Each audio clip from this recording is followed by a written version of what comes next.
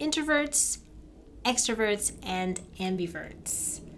What is that and what does it mean? Welcome to the Productive Introvert Community Podcast, helping ambitious introverts who feel deep down that they can add more value to the world to really thrive in their work. I'm Mariela Franker, and I'll be sharing what I'm learning as an introverted entrepreneur, a natural productivity coach, and a mom while I build my business online and take care of my family and myself. In this podcast, you'll learn the mindset and the practical steps to naturally increase the impact of your work while making space for your unique strengths as an introvert. In this episode, I want to talk to you about introverts, extroverts, and ambiverts. What is that and how does it impact our lives? You've probably heard me say before that there are differences between introverts and extroverts in the way that we process information, the way we make decisions, and in the way that we communicate. So we can explore all of these in other episodes and go a little bit deeper. But for now, I wanted to give you a bit of an overview. So what about introverts, extroverts, and ambiverts? What's that? That whole thing. So the first person to talk about introverts and extroverts as a character trait was Carl Jung. And he's considered to be the grandfather of analytical psychology. So he was the first person to describe introvert and extrovert as a character trait. Before that, the word introvert was used in associated with disease. So when a person was depressed, for example, one of the symptoms of that is someone became introverted. So you can already see where a lot of the misconceptions around introverts, where that might have stemmed from, right? Because that's still a common thing that people say, like being introverted is a negative thing and it's something that you need to overcome in order to be a proper human being, for lack of a better explanation. Carl Jung talked about an introvert as someone who is very interested in their inner world, whereas an extrovert is someone who's more interested in the outer world. And an ambivert is someone who has both traits, so someone who's kind of in the middle. A lot of people talk about introversion and extroversion as on a spectrum. So you can imagine that as a line, and on one end it's introvert and the other end it's extroverted. And it's kind of like a slide when it's a spectrum. So the more introverted you are, the less extroverted you are, and vice versa. And an ambivert would be in the middle of that line. Now, Carl Jung didn't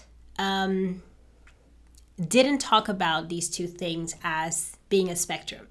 He actually spoke about it in terms of different traits of the same person. So he recognized in himself that he had moments of introspection, moments where he really loved to self-reflect and tune into his inner world. And then there were other moments when he was very happy to engage with other people and to connect with them, his more extroverted side. And I think a lot of us will recognize that, right? Because no one is 100% introverted and no one is 100% extroverted. We're all a mix of these traits. And depending on the situation that we're in, feel more comfortable engaging with people, or we feel more comfortable reflecting within ourselves. Usually one of these traits is more dominant than the other in most people. And the easiest way to kind of tell for yourself is to answer this question.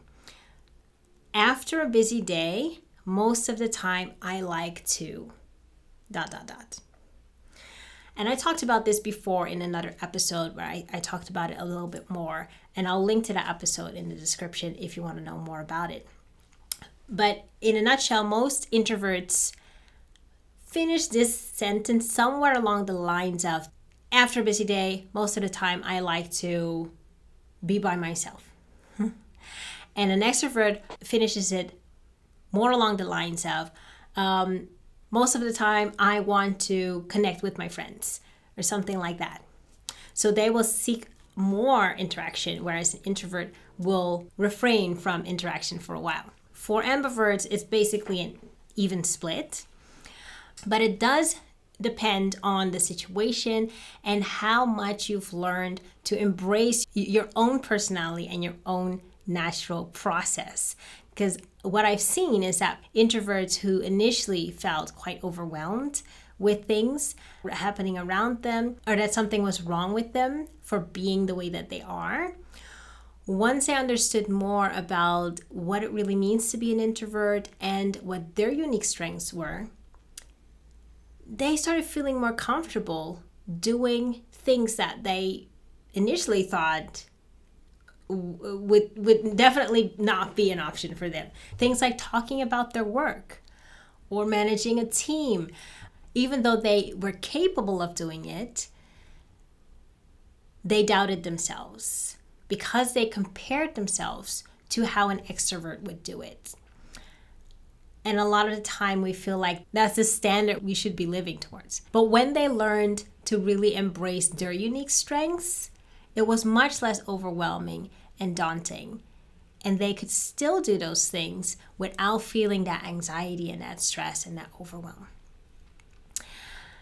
So I hope this gave you a little bit more of an idea of what an introvert, an ambivert, and an extrovert are, if you've ever heard those terms and you weren't sure. If you know someone who would like to know more about this topic, who maybe isn't sure if they're an introvert, an extrovert, or an ambivert, please feel free to share this episode with them.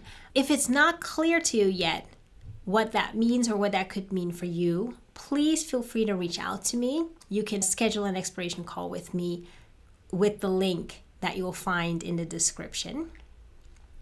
You can send me a message on my website, thefrankermessage.com, and then go to the contact page. I would love to hear from you. Thank you, and have a great flow today, and let's talk next week. Thank you for listening to the Productive Introvert Community Podcast. If you're an introverted entrepreneur and you're ready to thrive in your own way, then connect with me on thefrankermessage.com/contact.